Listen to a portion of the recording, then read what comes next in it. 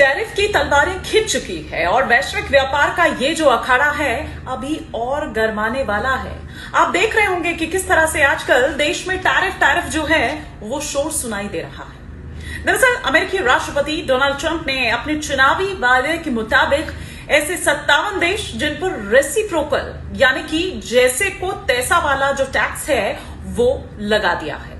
अब और ये सिर्फ कूटनीति का हिस्सा नहीं है बल्कि इसका सीधा असर जो है वो आम आदमी जो है उस पर भी होगा। किस तरह का असर होगा वो हम इस पर बात करेंगे। भारत के लिहाज से अगर हम बात करें तो 27% जो रेसिप्रोकल टैक्स है वो दरअसल लगाया गया है। अब जाहिर है कि इसके बाद आकलन भी किया जा रहा होगा कि किस तरीके से क्या करना है, क्या सलाह मशवरा जो है वो भी लिया जा रहा होगा। और यही बयान भारत का जो उद्योग और वाणिज्य मंत्रालय है उसके द्वारा सामने भी आया है कि क्या कुछ किया जा रहा है।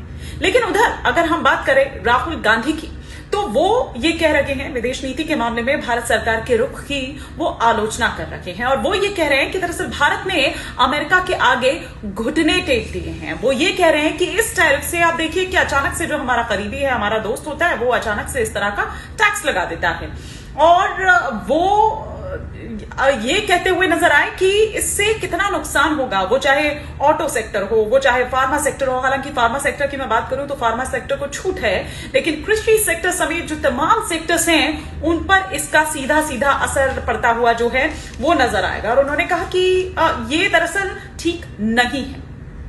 अब हम यहां पर बात करते हैं कि दरअसल टैरिफ होता क्या है।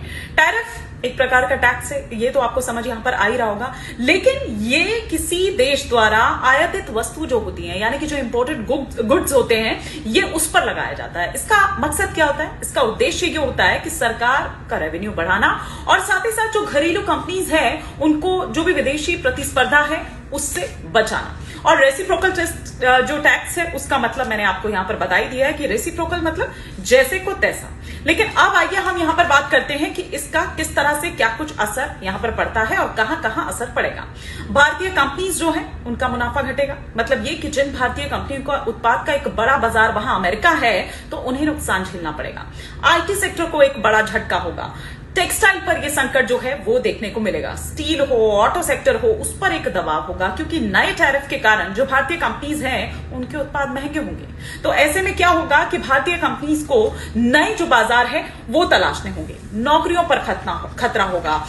बिजनेस जो है उस पर आप देखिए नौकरियों की क्यों, क्योंकि छटनी होगी और इस तरह की जो तमाम मुश्किल है वो आएंगी। पॉजिटिव साइड क्या है? अपना जो घरेलू बाजार है उसको मजबूत करने पर वो ध्यान दे सकता है, उस पर वो जोर लगा सकता है। सरकार जो नई